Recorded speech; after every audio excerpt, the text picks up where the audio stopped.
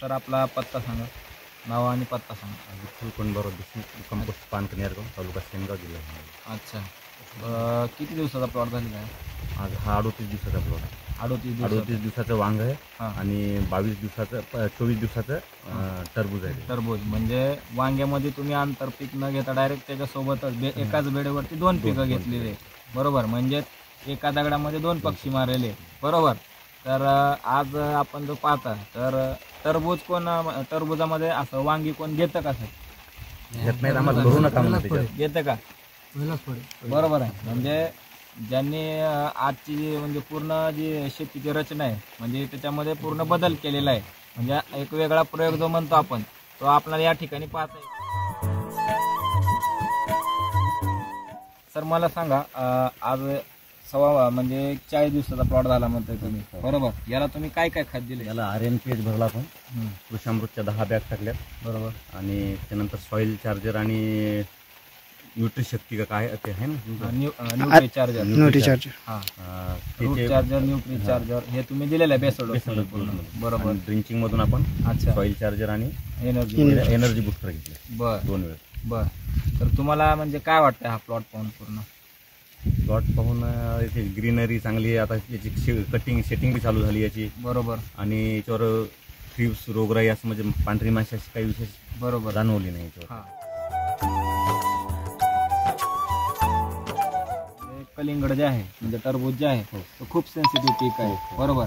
तुम्ही कसं काय म्हणजे धाडस केलं बाबा की वांग्यावरला जर एकदा जर शेंडाळी आली तर परत याच्यावरती प्रॉब्लेम येऊ शकतो किंवा याच्यावरती त्याच्यावरती प्रॉब्लेम येऊ शकतो, मग तुम्हाला कशामुळे वाटलं की असं करावं?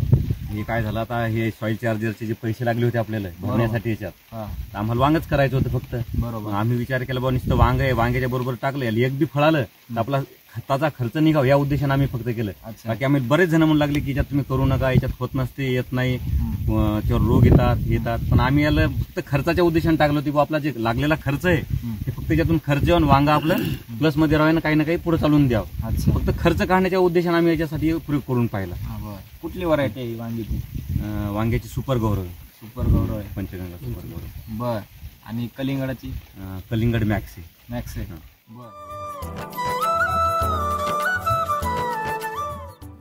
मग याच्यामध्ये भरपूर प्रमाणामध्ये आपल्याला वाढ झालेली दिसत नाही थंडीच्या दिवसामध्ये, वांग्यामध्ये असेल किंवा कलिंगडामध्ये असेल.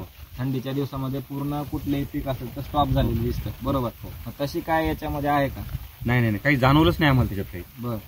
सुरुवातीला थोडं जाणवू लागलं, पण आम्ही सॉइल चार्जर आणि ते आपलं हे एनर्जी बुस्टर दिल्याच्या नंतर 2 डोस दिल्याच्या नंतर एकदम त्यांना आम्हालाच एकदम बदल वाटला त्याच्यात. बर.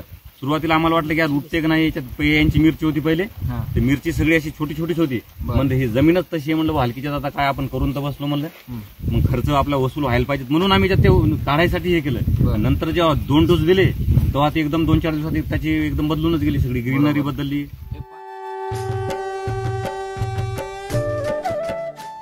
तुमचा काय अनुभव सांगत होते की तुमच्या बरोबर यांच्या एका महिन्या अगोदर लावलेली जे बैंगण आहे त्याच्यातली 40 ते 45% झाडं ते ह्यांच्या बरोबर पण नाही अजून. अच्छा. म्हणजे ते अजूनही लहान आहेत. बर. आणि एका महिन्याच्या अगोदर लावलेले, पण ते रासायनिक वर आहे, तुमचं काहीच म्हणजे त्याच्यात काही वापर नाही, काही अच्छा. म्हणजे आधीचा प्लॉट आहे तुमचा? आधीचा प्लॉट आहे, तरी असा नाहीये, असा नाही. आणि या कलिंगडाचं, या टरबुजाचं चांगली, याच्यापेक्षा चांगली जमीन, म्हणजे ही पूर्ण जे आहे ती लाल माती आहे, याच्यापेक्षा चांगली सुपीक जमीन, बरोबर. आणि पाणी भरपूर सगळं, फक्त हे खत कोणतेच वापरलं नाही, रासायनिक खत. म्हणजे तुम्ही जो केलेला प्लॉट आहे पूर्ण रासायनिक, बरोबर. आणि हा आपला वैदिक वरला प्लॉट. वैदिक वरला प्लॉट. मी म्हणजे यांच्या पहिल्या दिवसापासून सोबतच आहे. मीच दररोज यायला म्हणत होतो की असा फरक कसा, असा फरक कसा. 100% फरक आहे की रोज मी म्हणायचो की आपली जागेवरच आहेत, आमची जागेवरच आहेत, तरी विठ्ठलराव म्हणायची नाही की थोडासा शेतीचा फरक आहे, जमिनीचा फरक आहे, असं तसं. पण आज खरोखर असं वाटलं की तुमच्या या ज्या जी खत प्रक्रिया आहे, बरोबर, किंवा ही तुमची फवारणीची प्रक्रिया आहे, काय औषध आहे, रिझल्टच आहे त्याचा. त्याच्यात वांग्याच्या चांगल्या वाढीसाठी तुम्ही काय काय केलं? चांगल्या वाढीसाठी हेच आपण जे देतो ते फवारण्या घेतल्या, फवारण्या 2-3 अशा साध्या याच्या केल्या आणि खत 2-3 डोस दिले आपले रासायनिक. मला सांगा सर, तुम्ही पहिला डोस किती दिलाय खताचा, किती वेळा दिलाय?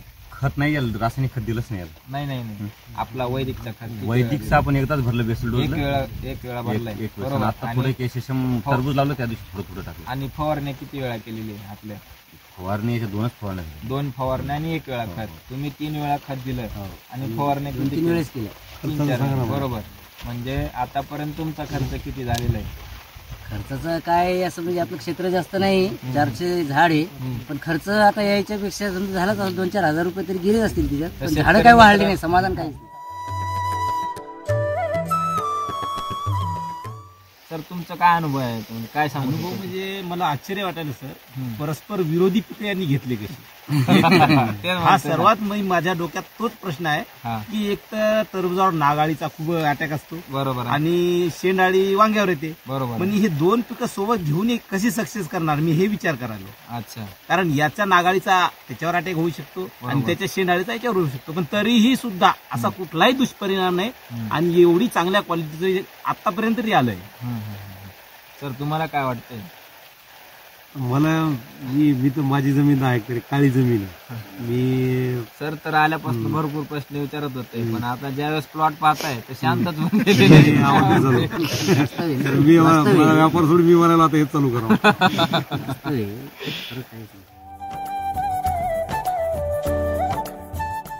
तर तुम्ही तुमच्या परिसरातल्या शेतकऱ्याला काय सांगू इच्छिता?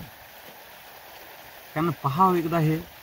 आता आमचा बी अनुभव, आता आम्हाला याच्यातून निघल्याच्या नंतर आम्हाला बी चांगल्या पद्धतीचा अनुभव येणार आहे. बरोबर. सध्या तर दिसायला हिरव्यापणावर जाताच येणार नाही आपल्याला, त्याच्यातून निघते का आपल्याला हे पाहणं भाग आहे. बरोबर आहे. त्यानंतर यानं स्वतः वापरावं थोडं, म्हणजे आधी स्वतः थोड्या क्षेत्रावरती वापरलं पाहिजे आणि मग बाकी पूर्ण अनुभव घेऊन बाकी क्षेत्रावरती करू शकतात. बरोबर.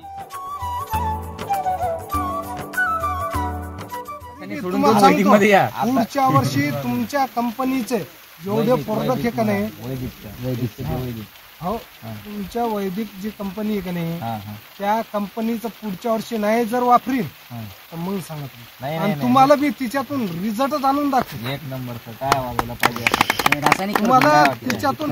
मला ऑर्गॅनिक मध्ये लय असं वाटतं की काहीतरी आपण वेगळं करून केलं पाहिजे.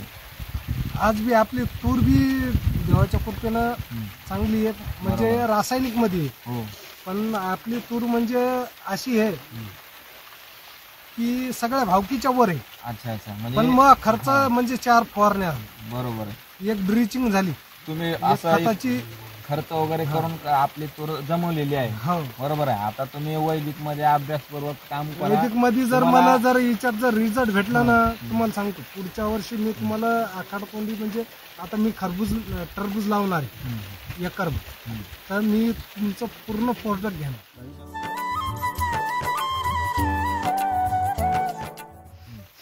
तुमच्या वैदिक कंपनीचं खतं औषधी घेऊन उत्पादन येईल. ते उत्पादन आता आमचं मार्केट या भागात थोडे बहुत प्लॉट शेतकरी घेतात आणि भरपूर एका टाइमला येणार तेव्हा बाजार पडलेला असेल, तर तुमच्या थ्रू काही मार्केट अवेलेबल होते का कंपनी? हो चालू आहे ना, आपलं चालू आहे ना सर. तुम्ही आता यांनी आलू केला मला फक्त फोटो पाठवले, लगेच 3ऱ्या मिनिटाला 1 क्विंटल आलू बुक केला यांचा सरांनी तिकडं. आणि परत अमरावतीचे व्यापारी आहेत ऑर्गॅनिक, जे आज भरपूर म्हणजे लोक आहेत की त्यांना विषमुक्त अन्न पाहिजे, तर आपण तिथपर्यंत पोहोचत नाहीये, म्हणून आपल्याला जो पाहिजे तेवढा भाव आहे तो भेटत नाहीये. आणि अमरावतीच्या व्यापाऱ्यांना पूर्ण जे आहे ना 100% वापरायला पाहिजे बोलतात, तर तो मी पूर्णच्या पूर्ण उचलून घेऊन जातो इथनं. काय असेल तर एक गोष्ट झालं की इंसान हथियार से नहीं जीत सकता, हौसलों से जीत सकता है, हे यांच्यावरून मला आज कळालं. क्या बात आहे.